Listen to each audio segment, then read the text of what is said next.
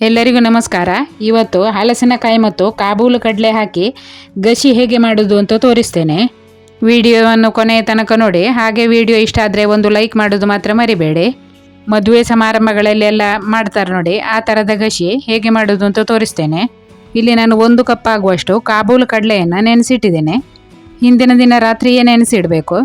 ಕಾಬೂಲು ಕಡಲೆ ಚೆನ್ನಾಗಿ ನೆನೆದ ಮೇಲೆ ಅದನ್ನು ಬೇಯಿಸಿ ಇಟ್ಟುಕೊಳ್ಬೇಕು. ಹಾಗೆ ಒಂದು ಎಳೆಯ ಹಲಸಿನಕಾಯಿಯನ್ನು ಕೂಡ ತೆಗೆದು ಸಿಪ್ಪೆ ಎಲ್ಲ ತೆಗೆದು ಕಟ್ ಮಾಡಿ ನೀರಿನಲ್ಲಿ ಹಾಕಿಟ್ಟಿದ್ದೇನೆ ನೋಡಿ. ಹಲಸಿನಕಾಯಿಯನ್ನು ಕಟ್ ಮಾಡಿ 10 ನಿಮಿಷ ನೀರಿನಲ್ಲಿ ಹಾಕಿಡಬೇಕು. ಆಮೇಲೆ ಅದನ್ನು ಬೇಯಿಸಬೇಕು. ಹಲಸಿನಕಾಯಿ ಮತ್ತು ಕಡಲೆಯನ್ನು ಬೇರೆ ಬೇರೆ ಬೇಯಿಸಿ ಇಟ್ಟುಕೊಳ್ಬೇಕು. ಒಂದು ಪಾತ್ರೆಯಲ್ಲಿ ಹಲಸಿನಕಾಯಿಯನ್ನು ಹಾಕ್ಕೊಂಡು ಸ್ವಲ್ಪ ನೀರು ಹಾಕಿ ಅದನ್ನು ಹೀಗೆ ಹೊರಗಡೆ ನಾನು ಬೇಯಿಸಿಕೊಳ್ತಾ ಇದ್ದೇನೆ. ಕುಕ್ಕರಲ್ಲಿ ಹಾಕಿದರೆ ಬೇಗನೆ ಅದು ಕರಗ್ತದೆ. ಈಗ ಇದಕ್ಕೊಂದು ಮುಚ್ಚಳ ಮುಚ್ಚಿಟ್ಟು ಬೇಯಲಿಕ್ಕೆ ಇಡ್ತೇನೆ. ಈಗ ಇನ್ನೊಂದು ಪಾತ್ರೆಯಲ್ಲಿ ಕಾಬೂಲು ಕಡಲೆಯನ್ನು ಹಾಕ್ಕೊಂಡಿದ್ದೇನೆ. ಹಾಗೆ ಅದಕ್ಕೆ ಒಂದು ಸ್ವಲ್ಪ ರುಚಿಗೆ ಉಪ್ಪು ಹಾಕಬೇಕು. ಒಂದು ಅರ್ಧ ಚಮಚ ಉಪ್ಪು ಹಾಕಿದರೂ ಸಾಕು. ಅದು ಚೆನ್ನಾಗಿ ಕಡಲೆಗೆ ಉಪ್ಪು ಎಳ್ಕೊಳ್ತದೆ ನೋಡಿ. ಹಾಗೆ ಒಂದು 2 ಕಪ್ ನೀರು ಹಾಕಿ ಇದನ್ನು ನಾನು ಕುಕ್ಕರಲ್ಲಿ ಬೇಯಿಸಿ ಇಟ್ಕೊಳ್ತಾ ಇದ್ದೇನೆ. 3 ರಿಂದ 4 ಸೀಟಿ ಆದರೂ ತೆಗಿಬೇಕು. ಆವಾಗ ಅದು ಚೆನ್ನಾಗಿ ಮೆತ್ತಗಾಗಿ ಬೇಯ್ತದೆ ನೋಡಿ. ಇದೆರಡು ಬೇಯುವಷ್ಟು ಹೊತ್ತಿಗೆ ನಾವು ಇದಕ್ಕೆ ಮಸಾಲೆಗೆ ಬೇಕಾದ ಸಾಮಗ್ರಿಗಳನ್ನು ಹುರಿದುಕೊಳ್ಳುವ. ಒಲೆ ಮೇಲೆ ಒಂದು ಸೌಟನ್ನಿಟ್ಟು ಅದರಲ್ಲಿ ಒಂದು 6 ಮೆಣಸು ಹಾಕಿದ್ದೇನೆ. ಹಾಗೆ 1 ಚಮಚ ಎಣ್ಣೆಯನ್ನು ಹಾಕಿದ್ದೇನೆ. ಈ ಗಸಿಯನ್ನು ಜಾಸ್ತಿ ಖಾರ ಮಾಡೋದಿಲ್ಲ, ಅದಕ್ಕಾಗಿ ಒಂದು 6 ಮೆಣಸು ಹಾಕ್ಕೊಂಡಿದ್ದೇನೆ ನೋಡಿ. ನಿಮಗೆ ಸ್ವಲ್ಪ ಖಾರ ಬೇಕಿದ್ದರೆ ಮೆಣಸು ಜಾಸ್ತಿ ಹಾಕ್ಕೊಳ್ಳಿ.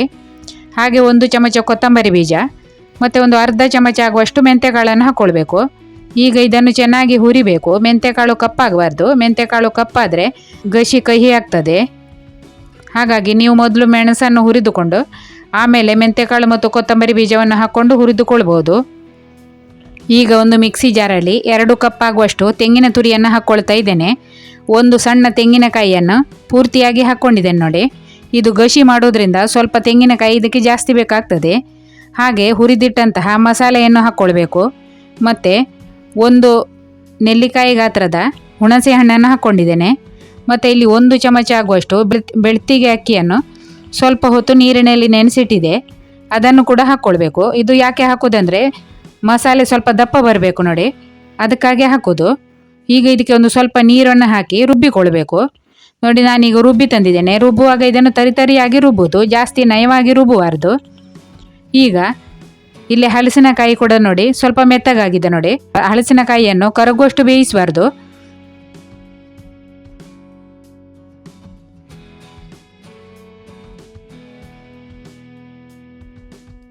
ಈಗ ಬೇಯಿಸಿಟ್ಟಂತಹ ಕಡಲೆಯನ್ನು ಕೂಡ ಹಾಕ್ಕೊಳ್ತಾ ಇದ್ದೇನೆ. ಈಗ ಇದನ್ನು ಚೆನ್ನಾಗಿ ಮಿಕ್ಸ್ ಮಾಡಿಕೊಳ್ಬೇಕು. ಹಾಗೆ ಇದಕ್ಕೆ ರುಚಿಗೆ ತಕ್ಕಷ್ಟು ಉಪ್ಪನ್ನು ಹಾಕ್ಕೊಳ್ಬೇಕು. ಮೊದಲು ಕಡಲೆ ಬೇಯಿಸುವಾಗ ಸ್ವಲ್ಪ ಉಪ್ಪು ಹಾಕಿದ್ದೇವೆ ನೋಡಿ, ಹಾಗಾಗಿ ಉಪ್ಪನ್ನು ಸ್ವಲ್ಪ ಕಡಿಮೆನೇ ಹಾಕ್ಕೊಳ್ಳಿ. ಮತ್ತೆ ಬೇಕಿದ್ದರೆ ರುಚಿ ನೋಡಿಕೊಂಡು ಉಪ್ಪು ಹಾಕ್ಕೊಳ್ಳಿಕ್ಕಾಗ್ತದೆ. ಈಗ ಇದನ್ನು ಚೆನ್ನಾಗಿ ಒಂದು ಸಾರಿ ಮಿಕ್ಸ್ ಮಾಡಿ ಸ್ವಲ್ಪ ಹೊತ್ತು ಕುದಿಲಿಕ್ಕೆ ಬಿಡುವ. ಹಲಸಿನಕಾಯಿಗೆಲ್ಲ ಉಪ್ಪು ಚೆನ್ನಾಗಿ ತಾಗಬೇಕು ನೋಡಿ. ಈಗ ಸ್ವಲ್ಪ ಕುದೀತಾ ಉಂಟು. ಈಗ ಇದಕ್ಕೆ ರುಬ್ಬಿದ ಮಸಾಲೆಯನ್ನು ಹಾಕ್ಕೊಳ್ಬೇಕು.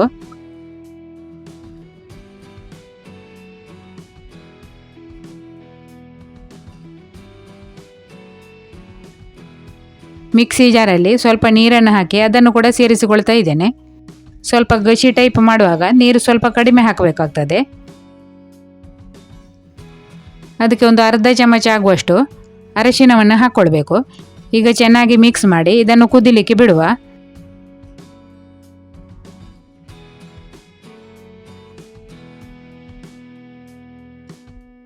ನೋಡಿ ಈಗ ಇದು ಚೆನ್ನಾಗಿ ಕುದಿಯುತ್ತಾ ಉಂಟು ನೋಡಿ. ಸ್ವಲ್ಪ ಅಕ್ಕಿ ಹಾಕಿದ ಕಾರಣ ತಣಿದ ಮೇಲೆ ಈ ಗಸಿ ತುಂಬಾ ದಪ್ಪ ಆಗ್ತದೆ. ಈಗ ನೋಡಿ ಇದು ಚೆನ್ನಾಗಿ ಕುದಿದಿದೆ. ಈಗ ಗ್ಯಾಸ್ ಆಫ್ ಮಾಡ್ತಾ ಇದ್ದೇನೆ. ಈಗ ಇದಕ್ಕೊಂದು ಒಗ್ಗರಣೆ ಹಾಕಬೇಕು.